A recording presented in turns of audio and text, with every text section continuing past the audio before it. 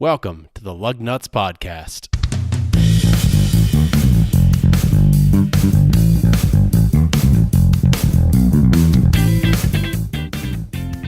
On this week's show, Sam loves on the new Miata and then opens up about his secret fetish. I recall the first war in Iraq and pine for a car that does not exist. Finally, we pay respects to a couple of our favorite automotive YouTube channels. Enjoy the show. And I believe we're rolling. All right. Car news. Up in car news this week, or recent car news in general, is that the Mazda Miata, fans should be super pumped. Do you want to know why? Why? Because for 2019, the Mazda Miata will have a 181 horsepower 2-liter engine. And that is up quite a bit From what? Well, they had a 167 horsepower engine that was a little bit down on power even from the previous generation. So they went down in power, and then in 2019 they're like, you know what? Here's your 2-liter. It's naturally aspirated turbo. Naturally aspirated, which is kind of Miata roots, right? If they've had turbo versions of it.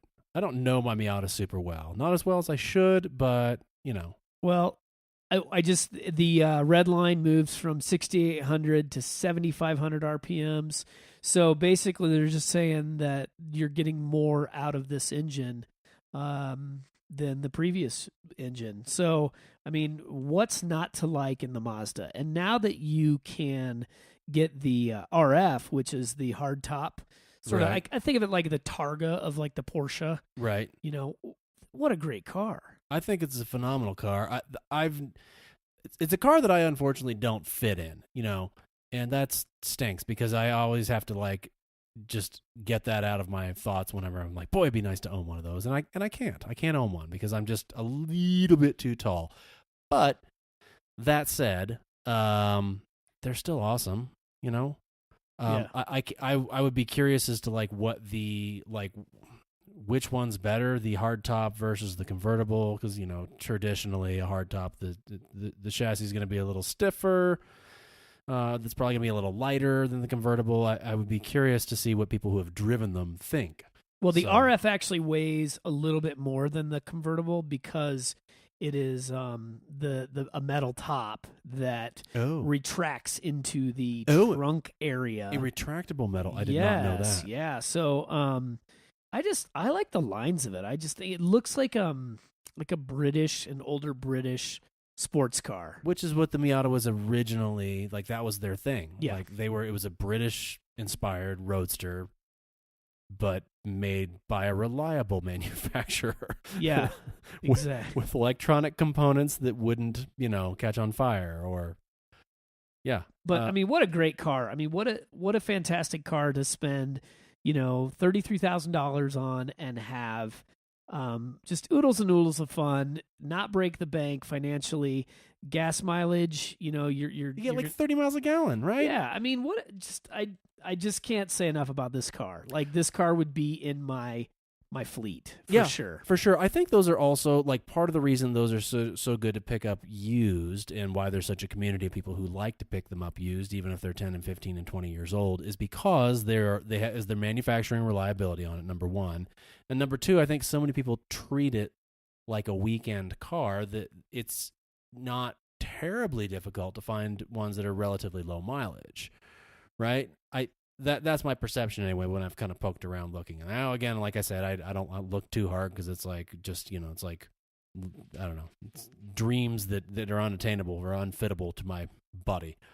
But it's an enthusiast car. It continues to be an enthusiast car, and I think that's great. I'm glad Mazda has not decided to quit making them or something like that. Yeah, please don't ever do that. So 2 thumbs up to Mazda for throwing that 2-liter in there with the additional horsepower. Woohoo! So that's my car news.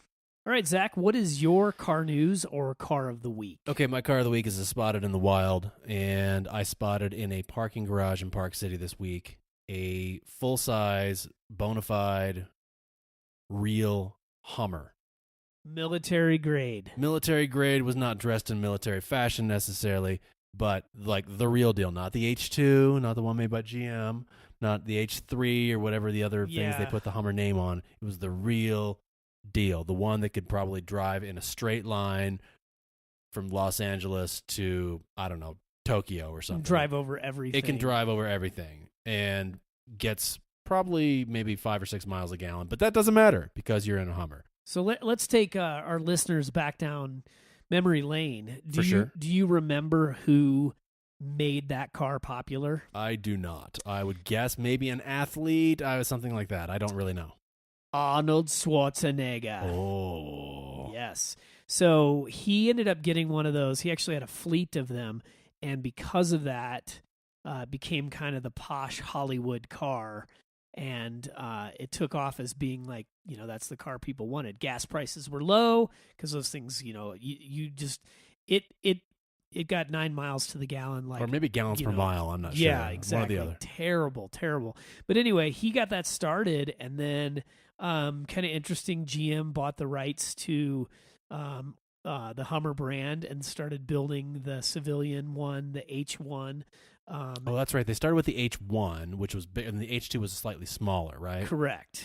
Yeah. So, and those are actually on the used market. You can still find those, and my understanding is that it's not as dumb of a purchase as you might think, because a lot of them they share a lot of parts with very common with a lot of the GM trucks. Correct. Yeah. No, they those, as prices went up, the popularity went down. Another interesting little historical fact is that GM was sued by Daimler Chrysler because of the 7-slot grill, which they felt was very Jeep-esque. Too close as a design patent for infringement. Interesting. I did not know that either. And what's interesting is they ended up dismissing the case based on the history that AM General had with Jeep, and all of these things were kind of together in some form or fashion in their history. Wow. So some corporate lawyer had to go and argue. Oh, man. Like, Jeep was somehow related to this at this point, so too bad, so sad. You don't get this, that kind of thing. You don't get to sue for this. Yeah. Wow. So, okay. Interesting. Yeah. Fast forward to today. AM General is still in business. There's talks of them getting the contract for some new military vehicles for the Army and the armed forces. They are for sale right now. So if you have the Hummer brand, the AM General company builds is for sale. Interesting. So it'll be interesting to see what comes of that and what new vehicles come out of that. So that's your Spotted in the Wild. That is my Spotted in the Wild. Right on. Here's a segment we like to call Weird Car Fetishes. So I have a weird car fetish. Oh, yeah? We've had this conversation, and you sort of like nod off when I start to talk about this, but I'm going there. I cannot buy a car where the headliner is a different color than the seats and the dash. Why? Because it looks out of place. Let me just back up. Let me build a little history on this.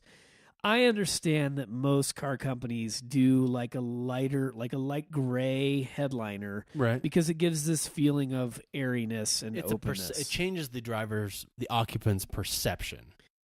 It just looks like it was thrown in there afterthought. It doesn't tie in nicely with the rest of the car. Now, granted, maybe it's because like I shouldn't say I've only owned.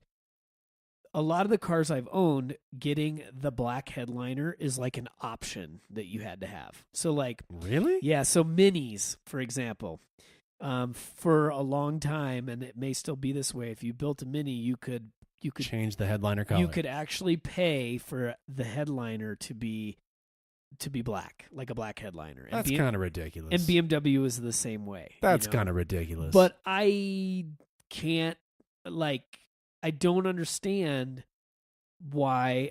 I drove a Toyota 4Runner. I drove it with you. It was the TRD Pro. Yeah. And part of my reason for not buying that was the light headliner. That was your entire reason for not buying it? Well, that and the fact that the payment was going to be twice what. But anyway. I'm amazed that was, because that's never even I wouldn't even consider that. Like I wouldn't. That bugged me to no end. And the reason why, here's why. Like, why is that headliner light when like my Tacoma is black? Like my Tacoma's headliner matches the seats in the dash. It's all one cohesive piece. When you put that light thing, it's like it breaks up this cohesive tie-in. Like my Porsche, black. My wife's Mini Countryman, black. They're all I couldn't even black. tell you what the headliner color is of any of the car. I couldn't even tell you what it is. Well, it's one of the reasons that, like, the Subaru WRX, that drives me nuts, too. I couldn't even tell you what the color. I owned a Subaru WRX. I don't know what color the headliner was. Don't know. Not black. Well, now you got me thinking, because it was a black car with black seats. Right, but it had, like, a gray headliner. Did it? Yeah. Did it really? Yeah. I believe so. I could be off. I could be off on that I one. think you're probably right. I just, I get that it's stupid. I get that it's not logical, but I literally cannot own a car where the headliner doesn't match the seats. So, I get it. There are certain things. I mean, everyone has a certain like no factor for certain cars. Like I think any car that like for me, it's I think OnStar now with vehicles. Like having owned a car that had the OnStar stuff, I don't think I could do it again. Which is like dumb to say that that's an entire reason. Like everything I think else could be perfect about a car, and if it has like the OnStar stuff, I guess it sounds like I'm kind of crapping on GM, and maybe I am a little bit, but like that was enough for me to be like, I'm good. I'll find something else. Just simply because of that system. Simply because of that system. Simply because like it was the have to pay to get the features and make it work, and like. It pissed me off, like it irrationally so. And I think there are some other there's a competitor in, was it Mazda maybe it's not Mazda. There's another car company out there where it's like you can hit the SOS button and it's like a one-time. It's Subaru actually. Oh, okay. Subaru has this, right? And it's not like any monthly fee. I think you maybe up front when you buy the car you pay an extra, I don't know, $250, $500, something like that. And then for the lifetime of the ownership of the vehicle, you have the equivalent of the emergency, like the I'm screwed, like help me yeah. button, right? And that to me makes more sense and maybe it's just more easily digestible financially. But like I hate the idea of having a car that I have to subscribe to like a feature for the rest of my life. So how do you feel about things like satellite radio Hate and stuff? It. Would never do it. Yeah. Also on that, when I had on that GM, I owned a Chevy Colorado briefly, and that was another thing. There were like 1,000 sports talk shows, something I would never listen to. Yeah. On satellite radio, and I was like, I don't understand who listens to this. How do you have time to listen to all of this? I don't know. And like they were like, hey, your free subscription of satellite radio is expiring soon, and I was like, okay, fine. And they still to this day, I haven't owned the truck for like 6 months, and they still are sending me things occasionally in the mail like, hey, you could reactivate your Sirius XM thing right now. And I'm like, I'm good. No, my Toyota, the one on my Toyota, I think it was a 3-month one, and I never even listened to it. I tried listening to it because I was like, what's the big deal? And I turned it on one day. I was like, I don't understand this at all. It's called podcasts like this. Podcasts. Which are free. Exactly. Or Spotify, where you pick the music, that's just where my brain goes these days. Yeah, but I don't understand I don't understand why these car companies continue to spend money on these infotainment systems, which are just, they're outdated. The second thing, by the time you go through the R&D, you build it and put it out, it's outdated. Yeah, and it's never going to be updated either. Like they're not gonna you're not gonna be able to. I mean, maybe they'll get to that point. Tesla's doing this. There's maybe some of the other higher end manufacturers are gonna do it where you can come in and get like a refresh to the UI or something like that, so it looks a little bit better. But I mean, go look at like even a 7 or 8 year old Lexus and like look at how that head unit looks. It's awful. Which I guess is the advantage maybe to something like Apple CarPlay or Android Auto, is that it can kind of be refreshed and updated as time goes on, just by virtue of the fact that it pulls that stuff from your phone. I think I'm not totally 100% sure on how the technical. Yeah, I almost wish there was like a docking thing for your phone in like every car, and you Yeah. could just basically like your phone becomes the interface, Yeah, for yeah. like the radio and everything. Totally. Why the money and the effort and everything else. So I talked about my sort of weird headliner thing, and then you kind of went on your rage thing on what would turn you away from owning a car in the Yeah. future. Yeah. I'm not sure I have a fetish necessarily, other than a certain. I mean, I always come back to a certain car type that I kind of have a fetish for, which is just like, all-wheel drive hatchbacks that are manual. But I also realize that you can only have so many conversations about that before. You hear that, Subaru? If you come out with the Crosstrek Oh. in a turbo 4, in that turbo 4-cylinder, Yeah. Zach will be down there with his money like tomorrow. Oh, I would order one. Like, I don't think I would ever order a car before test driving it. If they came out with that, I think I would literally like get online and like reserve one sight unseen. Like, that's what I want. How hard would it be for them to, and we're shifting subjects here a little bit, but how hard would it be for Subaru to make an STI version of the Crosstrek? I mean, I think from a building standpoint, like, it's probably not that difficult. They've got all the parts in the bin around the factory or whatever. It's probably, it's the probably the market research. I don't know. I don't know. I don't know if you know this about me, but I don't build cars for a living, so I don't really. I'm kind of talking out my ass a little bit, but I would imagine market research is a big part of that. Like, who's going to buy this car? Is it going to be profitable? And you and I have both driven that car, and it's a great little car. The problem is it's a dog. Like, the stick shift version is a dog. We drove the manual. Right now, which is a unicorn. You can't find them. They're tough to find. Although for whatever reason on that lot that day, there were several. But we came back and we're like, yeah, it needs like 75 or 80 more horsepower. And the salesman was like, oh, the CVT is better. And I was like, yeah, but it's a CVT, and I don't know. Yeah. But yeah, that's one of those cars that like I have like a Google alert set up that like I think I set it up to say like Crosstrek WRX or Crosstrek STI, so that like if that car comes out, like, you'll be the first to know. I can like, do some fist pumps or something like that because I want that car. Yeah.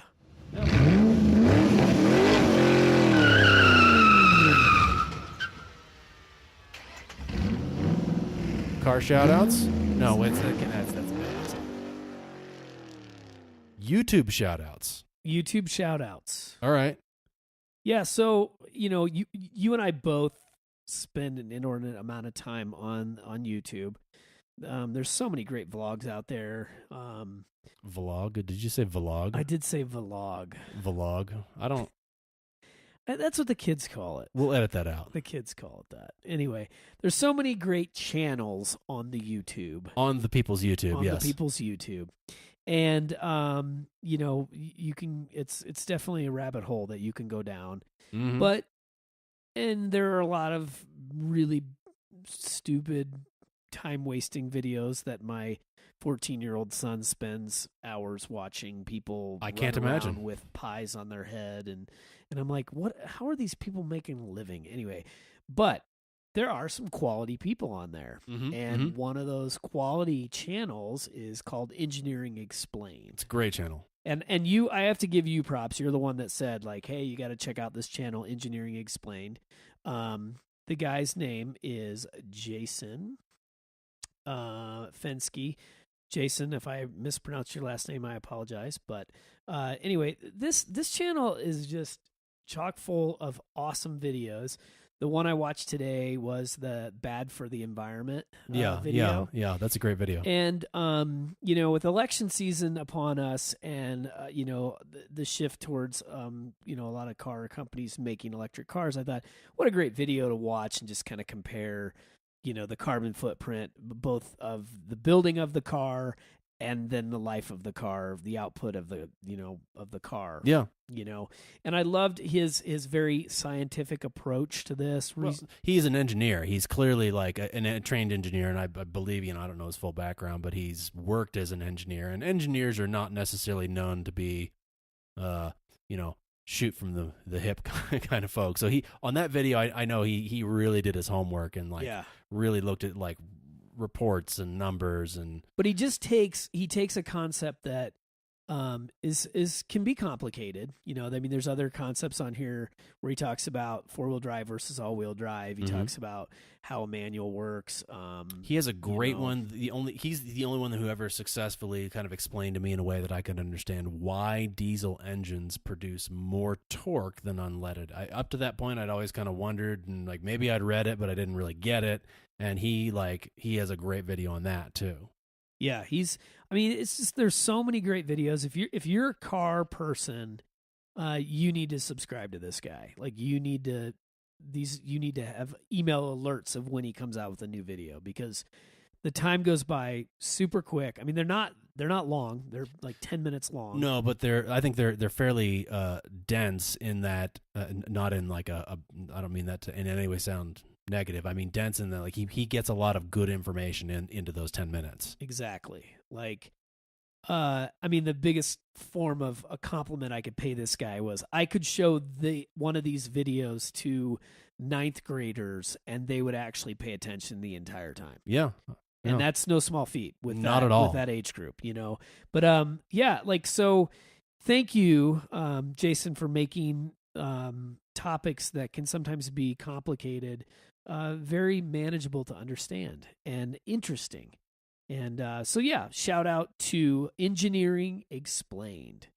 What about you? Who do you want to give a shout out to? One of my favorite channels it's a super practical car channel. It's his channel is called Alex on Autos. So each of his videos actually kind of end up being on the long side. Long compared to a lot of the YouTube content. So they end up being probably his average review is about 30 minutes. But he has kind of a formula for how he introduces and goes around and explains the features of each car. He always sits in the seats the same way so he can kind of get like I think an apples to apples comparison of car to car. So like, oh, I mean, this one I have this much leg room, you know, and he kind of does the same, which is kind of it's oddly relaxing to watch him review a car because you know what you're gonna see as far as like his process, and it's very thorough. I think if I were. I mean, I watch it just for funsies because I'm a car person, but I think it's probably one of the better let me back up. It's probably one of the better car review channels out there for like, if you're really looking for practical information of like, would I want to buy this car? Thanks for listening to this week's episode. We have a Facebook page now for this show, so throw us a like if you feel so inclined. We're also on Twitter and Instagram with the handle @LugnutsPodcast for both of those platforms. Next week, we're excited to have another guest back on the show, so we hope you'll check that out. And as always, remember to keep your tires properly inflated.